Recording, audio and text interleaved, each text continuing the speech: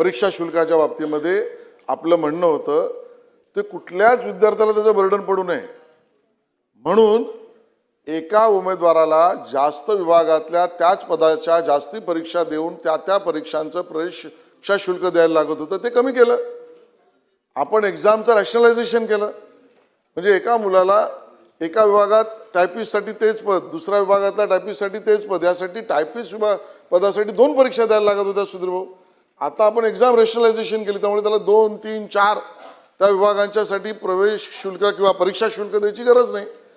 दुसरं त्या विभागातल्या कॅडरचं आपण बकेटिंग केलं म्हणजे एका बकेटमध्ये टायपिस्ट पण आला, पिऊन पण आला, अजून काही पद आलं, त्या विभागाचं बकेटिंग केल्यामुळे तो पात्र असलेल्या उमेदवाराला त्या 4 पदांसाठीच्या परीक्षा द्यायला लागल्या.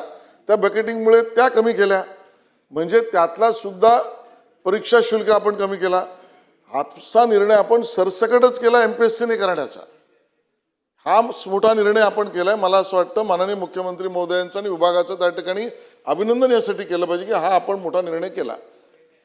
तिसरा मुद्दा जो आपण म्हणालात की एका विशिष्ट जातीचा विचार, मला असं वाटतं की आपण सगळेच मानतो की होय राखीव प्रवर्गातील असलेल्या आपल्या उमेदवारांचा सूट किंवा त्यांचा अधिकार संविधानिक आहे, याला कुठेही गालबोट लावण्याची काही गरजच नाही. त्यांना तो मिळालाच पाहिजे, सरकारची भूमिकाच आहे.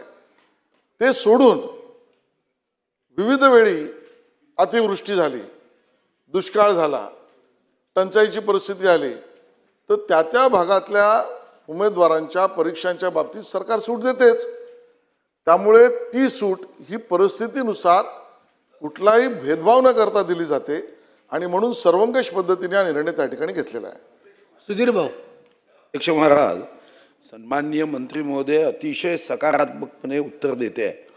म्हणजे तुमचं उत्तर ऐकल्यावर खरंच तुम्ही चिरंजीव मंत्री असावा किंवा त्यापेक्षाही पुढे जावे अशी आमची शुभकामना तुम्हाला आहे. पण एक गोष्ट लक्षात आली, विश्वकप T20 जिंकल्याबरोबर तुमचं उत्तर अतिशय सकारात्मक झालं, कारण आज तुम्ही खुश आहात.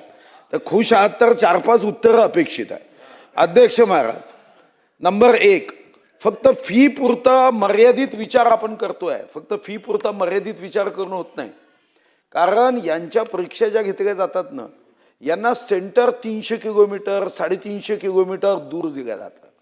आता जातीवर आधारित तुम्ही म्हणाला बरोबर आहे, जातीवर आधारित सवलत दिली पाहिजे, पण इकॉनॉमिकली विचार केला पाहिजे ना. आर्थिकदृष्ट्या मागास जो असेल तो कोण्या जातीचा, शेवटी मोबाईल आपण कोणता घ्यायचा ते ठरवू शकतो.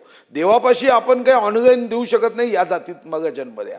आता गरीब असेल तर त्याला सुटीबद्दल माझी एक सूचना आहे, योग्य असेल तर ती अशी जी तुम्ही करू शकता, कारण एक दमदार नेतृत्व आहे.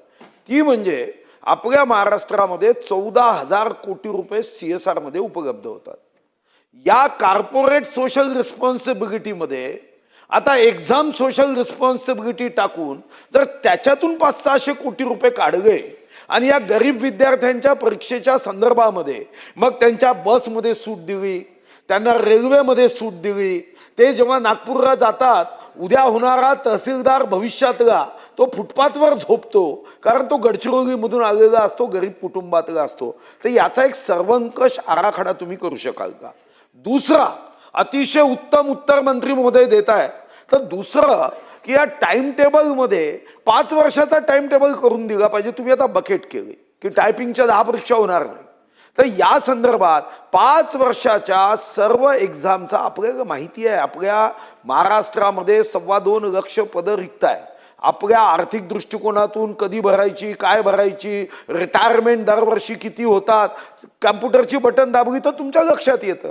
मग तुम्ही जसं आपल्याला माहिती आहे की काही तारखा निश्चित आहे, मकर संक्रांत 14 जानेवारी आपल्याला माहिती आहे, श्रद्धेय अटल बिहारी वाजपेयीचा वाढदिवस 25 डिसेंबर, तशी एक एक्झामची तारीख की ज्या तारखेला हे विद्यार्थी, कारण या विद्यार्थ्यांच्या मनामध्ये एक भावना असते की आमचं एज निघाल्यावर कधी कधी परीक्षा येतात.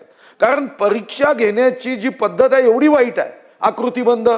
मग आकृती बंधानंतर अध्यक्ष महाराज बिंदू नामावली नंतर अध्यक्ष महाराज मग वित्त विभाग त्याला परवानगी देईल, मग नियोजन विभागाची परवानगी घेईल.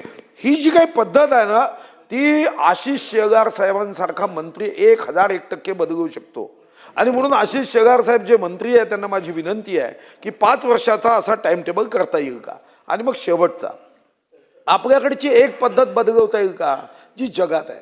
आपल्याकडे पदाची मागणी केल्यानंतर मग हे परीक्षेची प्रोसेस सुरू होते.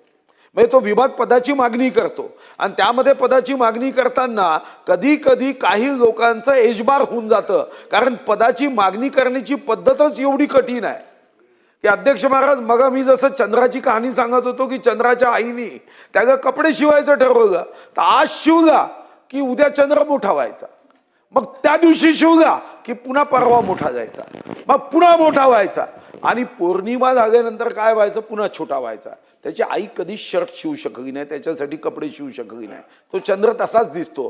तसं आपल्या भरतीची प्रक्रिया आहे. तुम्ही जेव्हा ठरवता तेव्हा 10 पदं रिक्त असतात, जेव्हा परीक्षा होते तेव्हा 20 पदं रिक्त होतात. वेटिंग ठेवता तुम्ही, पण ती वेटिंग सुद्धा 1च वर्षासाठी आहे नियमाने. आणि म्हणून सर्वंकष या परीक्षा पद्धतीचा बदल करणं आवश्यक आहे. आणि मी प्रश्न विचारलाही नसता, पण तुम्ही इतकी उत्तम आणि सकारात्मक उत्तर देत होता, तर माझ्या मनात विचार आला की या महाराष्ट्राच्या सारा तरुण शक्तीचा जागर या निमित्ताने माननीय मंत्री महोदय करू शकतात. आणि ही युवा शक्ती आहे. उठ तरुणा जागा हो, आशिष शेलारच्या मागचा धागा हो, हा आता आपल्याला करता येतो. आणि म्हणून मंत्री महोदय या सर्व प्रश्नाची उत्तर द्या. आणि तुमचा आवाजात एवढा दम आहे की तुम्ही CSRच्या जागी हा एक्झाम रिस्पॉन्सिबिलिटी पैसे घेऊ शकता. 14,000 कोटी आहे महाराष्ट्रात, कारण मी नियोजन मंत्री जेव्हा होतो तेव्हा मी बैठक केली. 14,000 कोटी, 500-600 कोटी तर तुमच्या शब्दाला असे यू देऊन टाकतील. आणि म्हणून हे तुम्हीच करू शकता. आणि आमची सदिच्छा आहे तुम्ही चिरंजीव मंत्री राहावं, पुढेही जावं, आमची सदिच्छा आहे. सन्माननीय सुधीर भाऊ यांनी काही 3 महत्त्वाचे प्रश्न उपस्थित केले आणि ते मांडताना त्यांनी माझी तारीफ केली, त्याबद्दल त्यांचं धन्यवाद. आणि मला पूर्ण भरोसा आहे की त्यांनी मनापासून केली आहे. आणि मला याचाही पूर्ण विश्वास आहे की त्यांच्या आहे म्हटलं मी मनापासून केली असंच म्हटलं. आणि त्यांच्या मनामध्ये अन्य कुठलाही विषय माझ्याबद्दल अकारण असूच शकत नाही. पण या चर्चेमुळे अकारण विषय परिसरात जाऊ नये म्हणून मी चिरंजीवी राहीन की नाही हे मला माहीत नाही, पण अभिमन्यूसारखा चक्रव्यूहात मरून पडणार नाही एवढं तर नक्की सांगतो.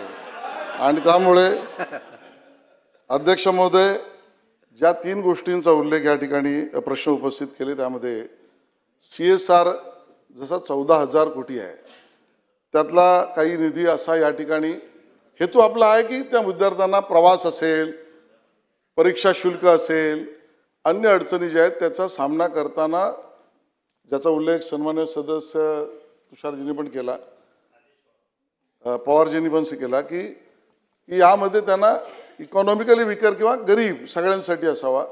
आणि म्हणूनच आम्ही म्हटलं की अन्य राज्य, केंद्राच्या परीक्षा यामध्ये नेमकी वर्किंग काय ह्याचा विचार करून सुधीर भाऊ सूट 50% काय, त्यापेक्षा आवश्यक असेल ते सगळं आम्ही करू. आणि म्हणून या समिती त्याच्यावर निर्णय करेल. आणि त्यामध्ये आपण जो प्रश्न उपस्थित केला CSRचा निधी, CSRचा केंद्राचा कायदा आहे, त्याच्या अंतर्गत आपल्याला काय करता येऊ शकते, ज्याचा उल्लेख आपण एक्झाम काय CSR एक्झाम सोशल रिस्पॉन्सिबिलिटी असा उल्लेख केला, त्याबद्दलही नक्की त्या समितीत विचार करून सकारात्मक करू. नंबर 1. नंबर 2, दोन्ही प्रश्न जे आहेत ते एकत्रित उत्तर मी देतो. त्या म्हणजे पदं कधी निर्माण होतात आणि पदांची मागणी कशी होते आणि त्यानंतरच्या विभागीय असलेल्या अडीअडचणी किंवा प्रक्रिया आणि त्यानंतरच्या परीक्षा आणि त्यातनं जाणारा वेळ आणि त्यातनं जाणाऱ्या उमेदवाराचं वय. खरं तर या सगळ्यावर गेल्या वर्षभरामध्ये माननीय मुख्यमंत्री देवेंद्रजींच्या नेतृत्वात आपल्या विभागाने अतिशय MPSCच्या कार्यपद्धतीचं रिफॉर्म करायला सुरुवात केली आहे. आणि म्हणूनच त्या कार्यपद्धतीच्या MPSCच्या रिफॉर्मचा भाग म्हणून या सगळ्यांमध्ये पद निर्माण कधी होईल, अगदी त्या अगोदर प्रमोशन, त्याच्यात कायदेशीर अडचणी, पद भरतीची प्रक्रिया, अगदी कागदपत्र जमा करताना लागणारी दिरंगाई सुद्धा, त्याच्या ऑनलाईन प्रक्रिया, शारीरिक परीक्षा, या सगळ्या विषयातला रिफॉर्म कॅबिनेट समोर प्राथमिक प्रेझेंट केलेला आहे. तो काही महिन्यामध्येच मुख्यमंत्री महोदयांसमोर प्रेझेंट करून तो घोषित होईल. त्यामध्ये या सगळ्या गोष्टींचं उत्तर आपल्याला सकारात्मक त्या परीक्षार्थींच्या हेतूने आणि हिताचं त्या ठिकाणी मिळेल. आणि माननीय शिवजोती भाऊंनी शेवटला म्हटलं की धागा हो, तर त्याच्याबद्दल मी एवढंच म्हणेन की आताची राजकीय परिस्थिती अशी आहे, एक धागा सुखाचा 100 धागे दुःखाचे, त्या सगळ्यातनं आपण पुढे पुढे जाऊया. राजकुमार बडोले. पहिल्यांदा तर मी श्वेताताईंचं मनापासून स्वागत करतो की त्यांनी अत्यंत उत्तम अशी